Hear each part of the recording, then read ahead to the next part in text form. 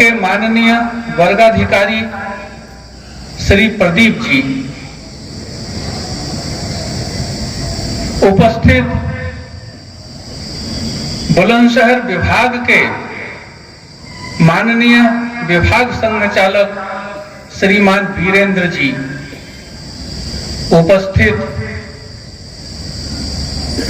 क्षेत्र प्रांत स्तर के कार्यकर्ता, इस वर्ग में आए हुए संघ शिक्षा वर्ग में एवं घोष वर्ग में आए हुए सभी शिक्षार्थी बंधुगण, यहाँ पर उपस्थित भानु प्रकाश श्रद्धावान गणमान्य सुधी वृंद, माताएं एवं भगिनी वृंद, आज संघ शिक्षा वर्ग प्रथम वर्ष सामान्य के समारोह कार्यक्रम में हम सभी उपस्थित हुए हैं। राष्ट्रीय स्वयंसेवक संघ का जन्म 1925 में हुआ था। संघ के बारे में शुरू से ही बहुत प्रकार की भूल भ्रांतियां रही और संघ की विरोधिता भी बनी रही। आज संघ को 100 साल पूरे होने जा रहे हैं, लेकिन इतना बड़ा हिंदू समाज, इतना बड़ा भारतवर्ष, उसमें जितने स्वयंसेवक बनने चाहिए थे वो लक्ष्य अभी भी बहुत पीछे है। समाज में अभी भी इस प्रकार के बहुत लोग हैं जो संघ को जानते तो हैं लेकिन संघ को समझते नहीं हैं। 1925 में जब संघ शुरू हुआ तो नागपुर में शुरू हुआ। सबसे पहले महाराष्ट्र के ही दूसरे शहरों में संघ की शाखाएं शुरू हों, इसके लिए प्रयास किया गया। तो महाराष्ट्र के जो लोग संघ को समझते नहीं थे, उन्होंने कहना शुरू किया कि नागपुर के संतरे या पूना में नहीं चलेंगे। माने नागपुर के संतरे बहुत प्रसिद्ध होते थे। राष्ट्रीय स्वयंसेवक संघ भी नागपुर में शुरू हुआ था। जब पूना में काम करने के लिए संघ के कार्यकर्ता पहुंचे, उन्होंने कहा तुम्हारा संघ यहां नहीं चलेगा। ऐसे महाराष्ट्र के शहरों में भी जो संघ को नहीं जानते थे, उन्होंने शुरुआत में विरोधिता की, लेकिन धीरे धीरे महाराष्ट्र के बड़े बड़े शहरों में काम शुरू हो गया। जब दूसरे दूसरे राज्यों में काम पहुंचने लगा तो शहरों में काम पहुंचा, ये स्वाभाविक रूप से हुआ। जब शहरों में काम पहुंचा तो जो लोग संघ को नहीं जानते थे, उन्होंने देखा कि संघ में जाने वाले ये व्यवसायी लोग हैं। तो उत्तर प्रदेश, राजस्थान, तो दिल्ली, माने उत्तर भारत के जितने प्रदेश हैं, सब में एक चर्चा आरंभ हुई कि राष्ट्रीय स्वयंसेवक संघ ये बनियों का संघ है। लेकिन संघ को तो पूरे हिंदू समाज का संगठन करना है। संघ के कार्यकर्ताओं ने इस बात की चिंता नहीं की।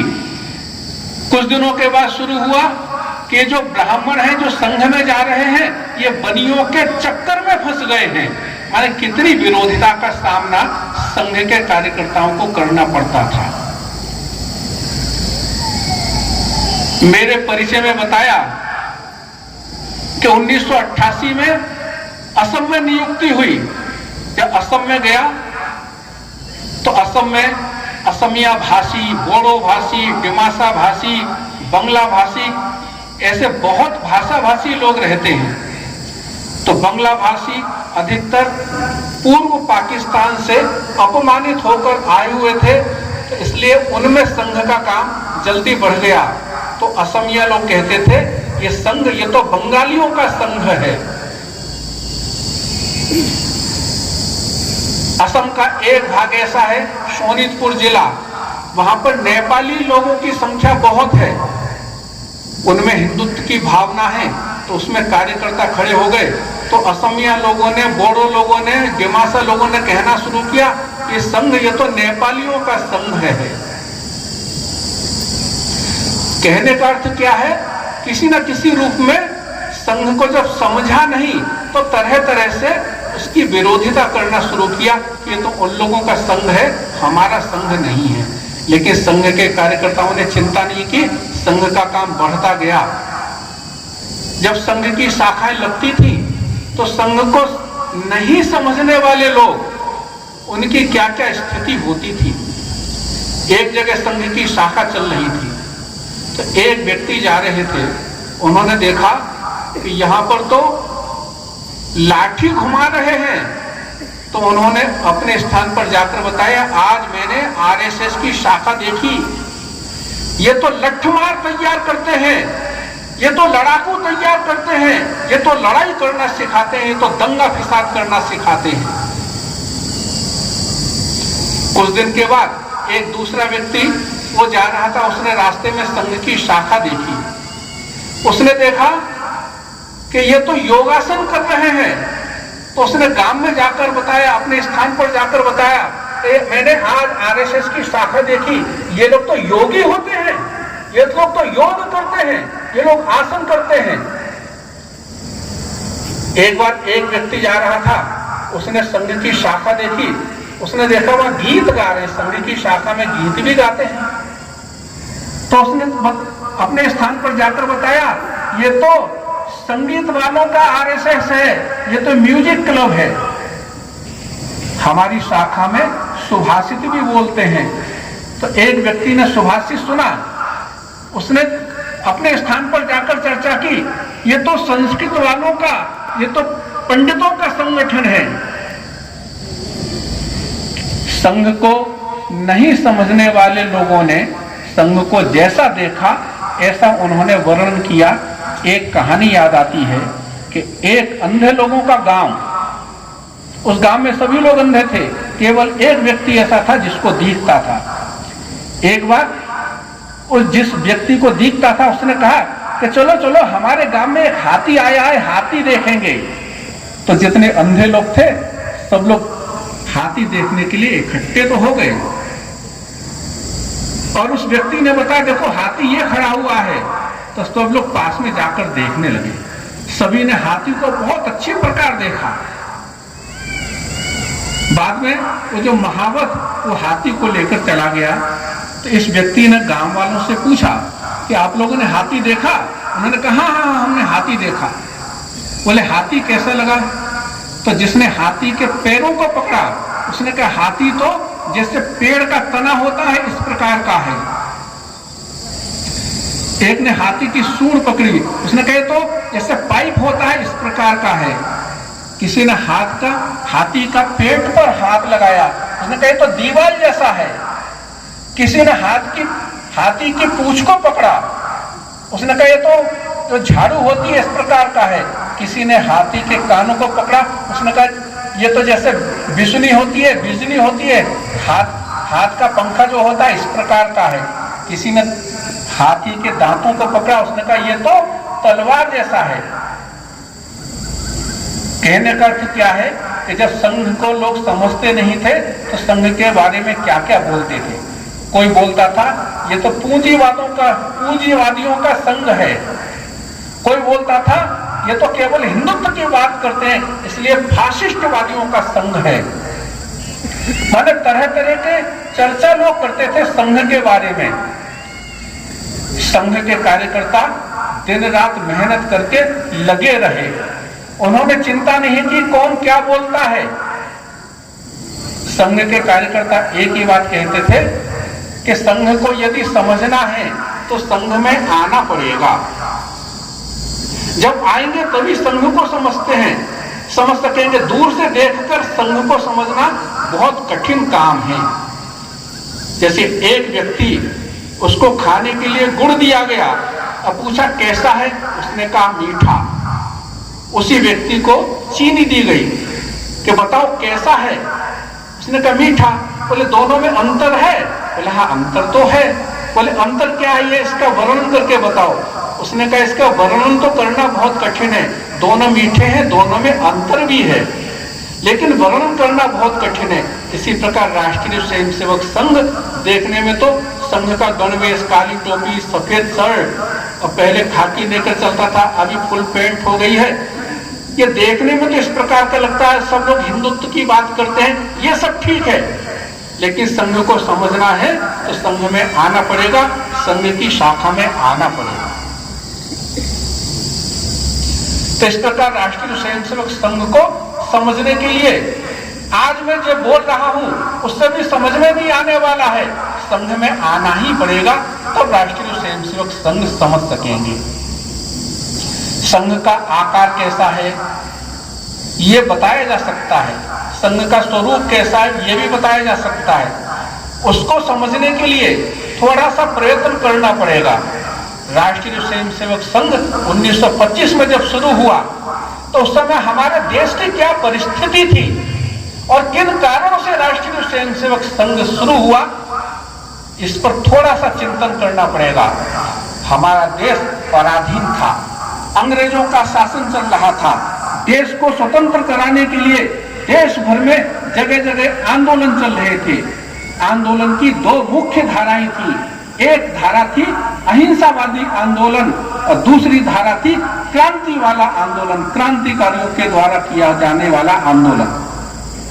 जो अहिंसावादी आंदोलन उसका नेतृत्व महात्मा गांधी जी कर रहे थे और जो विप्लवियों का आंदोलन, क्रांतिकारियों का आंदोलन, उसका नेतृत्व, उसके भी नाम हमने सुने हैं कि चंद्रशेखर आजाद, राम प्रसाद बिस्मिल, सुभाष चंद्र बसु, वीर सावरकर इत्यादि इत्यादि वो सब कर रहे थे। तो दो धाराएं प्रमुख रूप से चल रही थी। राष्ट्रीय स्वयंसेवक संघ के जो संस्थापक परम पूजनीय डॉक्टर केशव बलिराम हेडगेवार, तो दोनों धाराओं में संयुक्त रूप से सम्मिलित होकर देश को स्वतंत्र कराने के लिए लगे तो थे, लेकिन डॉक्टर जी के मन में यह भाव आता था कि आखिर हमारा देश गुलाम क्यों बना, क्योंकि अंग्रेज उनके आने के पहले भी हमारा देश गुलाम था, इस पर मुसलमानों का शासन था। इस प्रकार क्यों हुआ? जिस देश में भगवान राम ने जन्म लिया, जिस देश में भगवान कृष्ण ने जन्म लिया, जिस देश में शिवाजी, महाराणा प्रताप जैसे महावीर उन्होंने जन्म लिया, उस देश की आज ऐसी हालत क्यों हो गई कि उस देश के लोग गुलाम बन गए? इसका क्या कारण है? और उन्होंने कारण को खोज कर निकाला।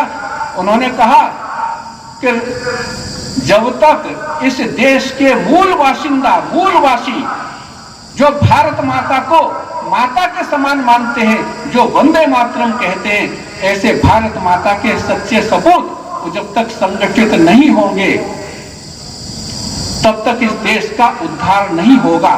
आज का जो आंदोलन है, हो सकता है उससे अंग्रेज देश को छोड़कर तो चले जाएं, लेकिन कोई गारंटी नहीं है कि भविष्य में दोबारा पराधीन हो जाए। यदि स्वाधीनता को स्थायी रूप से रखना है तो इस देश के जितने भी नागरिक हैं उनके मन में एक भाव जागृत करना पड़ेगा। और भाव क्या? कि जो आत्मविस्मृति का जो भाव है उसको दूर करना पड़ेगा। जो आत्म केंद्रित भाव है उसको भी दूर करना पड़ेगा और निस्वार्थ भाव से देश के लिए काम करने वाले चरित्रवान कार्यकर्ताओं का संगठन करना पड़ेगा, जो पूरे समाज का दिशा निर्देशन कर सकेंगे। और जब उन्होंने ऐसा तय किया तो 1925 में विजयादशमी के दिन नागपुर में राष्ट्रीय स्वयंसेवक संघ की उन्होंने शुरुआत की। आज संघ को 100 साल पूरे होने जा रहे हैं। संघ जब शुरू हो गया तो पूरे देश भर में काम बढ़ने लगा। धीरे धीरे सभी वर्गों में, सभी समुदायों में काम बढ़ने लगा। विरोधिताएं तो बहुत आई। कितने प्रकार की विरोधिता आई?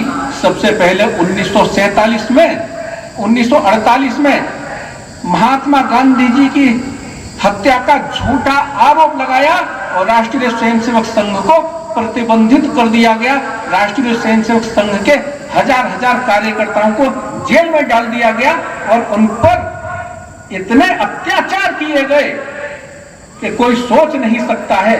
फिर भी संघ ने विजय प्राप्त की, संघ हारा नहीं, संघ का काम बढ़ता गया।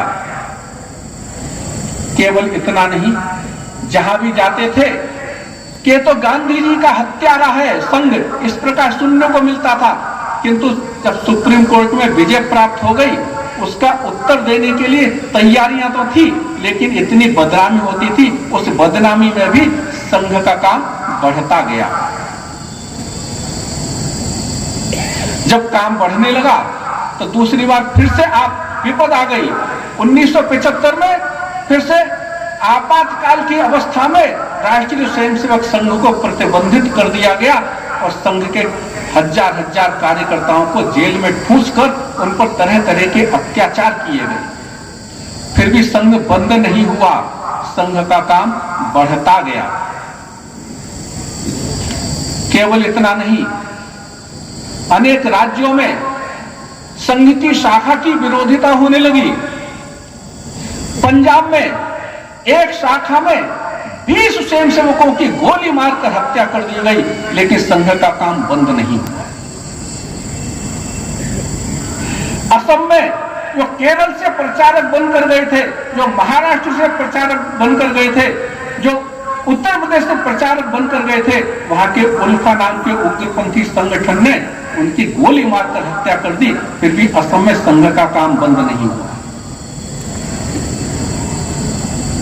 त्रिपुरा में संघ के 4 कार्यकर्ता, 3 संघ के प्रचारक और 1 क्षेत्र कार्यवाह, जब एनएलएफटी नाम का उग्रपंथी संगठन उन्होंने अपहरण किया और बांग्लादेश में ले जाकर हत्या कर दी, तब भी संघ का काम बंद नहीं हुआ। जहां जहां इस प्रकार की सरकारें थी जो हिंदुत्व को नहीं चाहती थी, उन्होंने संघ का भरपूर विरोध किया और कार्यकर्ताओं को कष्ट दिए, फिर भी संघ का काम बंद नहीं हुआ। इस प्रकार विषम परिस्थिति में से निकलकर आज संघ अपने 100 साल पूरे होने की तैयारी में लगा हुआ है। संघ ने क्या कहा? संघ ने कहा हम चरित्रवान कार्यकर्ता तैयार करेंगे। और चरित्रवान कार्यकर्ता कैसे? ये संस्कार कैसे मिलेंगे? ये संस्कार बाल्यकाल से मिलेंगे। आज हमारे इस प्रशिक्षण वर्ग में जो कक्षा 10 में, 11 में, 12 में और जो स्नातक या जो व्यवसायी, ऐसे लोग वर्ग करने के लिए आए हैं, लेकिन संघ का काम केवल ऐसे वर्ग में नहीं चलता है।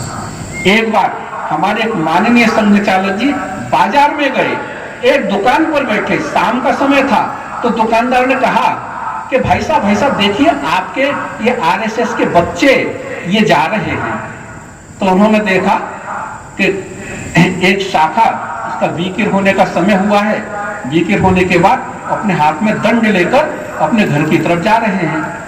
तो उन माननीय संघ चालक जी ने दुकानदार से कहा, हाँ ये तो हमारे कार्यकर्ता हैं। तो दुकानदार ने कहा, ये छोटे छोटे बच्चे ये आपके कार्यकर्ता हैं? तो उन्होंने कहा, हाँ ये हमारे कार्यकर्ता हैं। इनमें से कोई मुख्य शिक्षक है, इनमें से कोई घटनायक है, इनमें से कोई कार्यवाह है, कोई गण शिक्षक है, कोई प्रार्थना प्रमुख है, कोई ध्वज प्रमुख है। कहने का अर्थ क्या है कि राष्ट्रीय स्वयंसेवक संघ ही एकमात्र ऐसा संगठन है जहां कक्षा 5 में पढ़ने वाले, 6 में पढ़ने वाले, 7 में पढ़ने वाले, 8 में पढ़ने वाले भी संघ के कार्यकर्ता होते हैं। माने वो संस्कार, वो प्रशिक्षण उनको बचपन में ही दे दिया जाता है। और कोई दूसरा संगठन पूरे भारतवर्ष में ऐसा नहीं है। तो राष्ट्रीय स्वयंसेवक संघ ये चरित्रवान कार्यकर्ताओं का निर्माण करता है। और ये चरित्रवान कार्यकर्ता कैसे? जो अपनी संस्कृति की रक्षा के लिए काम करते हैं। और संस्कृति की रक्षा कैसे? सर्वे भवन्तु सुखिनः, सर्वे सन्तु निरामयाः, सर्वे भद्राणि पश्यन्तु मां कश्चित् दुःख भाग् भवेत्। हमारी संस्कृति इस प्रकार की है कि हम कहते हैं कि इस वसुधा में, इस पूरे विश्व में जितने भी लोग हैं, सभी लोग सुखी हों, सभी लोग निरोगी हों, सभी का कल्याण हो। ये हमारी संस्कृति है। ऐसा नहीं कहते कि जो हमारी संस्कृति को माने केवल वही निरोगी हो और बाकी लोग बीमार हो जाएं। जो हमारी संस्कृति को माने केवल वही सुखी हो बाकी लोग दुखी रहे, ये हमारी संस्कृति नहीं कहती है। कहते सभी लोग सुखी हों, सभी निरोगी हों, सभी का कल्याण हो। इसीलिए हमारी संस्कृति में कहा गया है वसुधैव कुटुंबकम। इस वसुधा में जो भी लोग रहते हैं वो किसी भी पूजा पद्धति को माने, किसी भी मत को माने, किसी भी पंथ को माने, हमारे कुटुंब के हैं। आज हमारी संस्कृति समझ में नहीं आएगी तो कल तो आएगी ही। इस प्रकार का भाव रखकर संघ के कार्यकर्ता दिन रात निस्वार्थ भाव से देश के लिए नहीं, इस भारत को विश्व गुरु बनाने की तैयारी में लगे हुए हैं। इस प्रकार के समर्पित कार्यकर्ता किसी दूसरे संगठन में मिलना बहुत ही दुर्लभ है। हमारे कार्यकर्ता चरित्रवान बनकर, देशभक्त बनकर, निस्वार्थ भाव से देश के लिए काम करने वाले हैं। इस प्रकार राष्ट्रीय स्वयंसेवक संघ कार्यकर्ताओं को तैयार करता है। आज हमारे देश में बहुत प्रकार की समस्या देखने को मिल रही हैं। समस्याएं तो पहले भी थी, बहुत समस्याओं का निराकरण हुआ तो नई नई समस्या उत्पन्न होकर आ जाती हैं। उन समस्याओं को दूर करना केवल संघ का नहीं, समाज के लोगों का भी दायित्व है। और वो समस्या किस प्रकार की हैं? हम अखबारों में, मीडिया में सुनते हैं कि भ्रष्टाचार, इसके लिए समाज की सहयोगिता की आवश्यकता है। हम सुनते हैं नशा, आज की जितनी युवा पीढ़ी है सबको ड्रग्स इत्यादि खिलाकर उनको नशा युक्त बनाने का प्रयास किया जा रहा है। किसी भी देश को यदि डुबोना होता है तो उसकी युवा पीढ़ी को नशे में डाल दीजिए तो देश बर्बाद हो जाएगा। जब मैं छोटा था सुनता था कि चीन के लोग नशा करने वाले होते, नशेड़ी होते हैं और उस पर चुटकुले भी चलते थे। लेकिन जब चीन में नशा बंद हो गया तो चीन आगे बढ़ गया। आज भारत को डुबोने के लिए विदेशी षड्यंत्रकारी भारत की युवा पीढ़ी को नशे में डालना चाहते हैं। पूरे समाज को सावधान होकर रहना पड़ेगा कि इस नशे से कैसे मुक्त रहे हमारी युवा पीढ़ी, उसके लिए तैयारी करनी पड़ेगी। उसके लिए केवल स्वयंसेवक नहीं, स्वयंसेवकों के माता पिता, समाज के सभी लोगों को तैयारी करनी पड़ेगी कि हमारा समाज नशा मुक्त कैसे हो। आज हमारे समाज में हम सुनते हैं कि मनी लॉन्ड्रिंग, इस प्रकार की समस्याएं, काला धन की समस्याएं, क्यों? यह संस्कारों का अभाव है, यह देशभक्ति का अभाव है। केवल व्यक्तिगत स्वार्थ के लिए सब लोग अपना बड़ा बनना चाहते हैं, इसी के लिए इस प्रकार के काले धंधों में लिप्त होते हैं। आज समाज को जागृत होने की आवश्यकता है।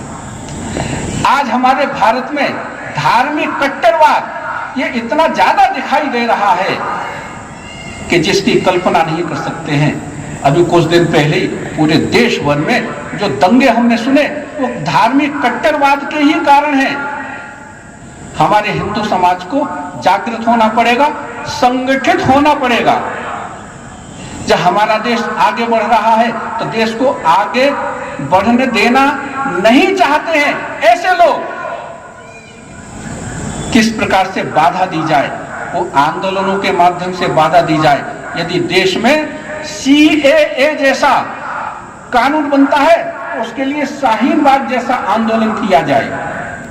यदि किसानों के हित की बात की जाए तो वहां पर भी आंदोलन किया जाता है।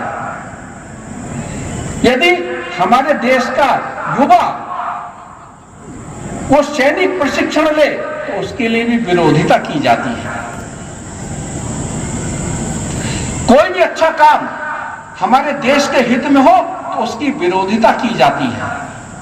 हमको सजग रहना पड़ेगा, सावधान रहना पड़ेगा। उसके इन आंदोलनों के विरोध में हमको बुद्धिमत्ता पूर्वक काम करना पड़ेगा।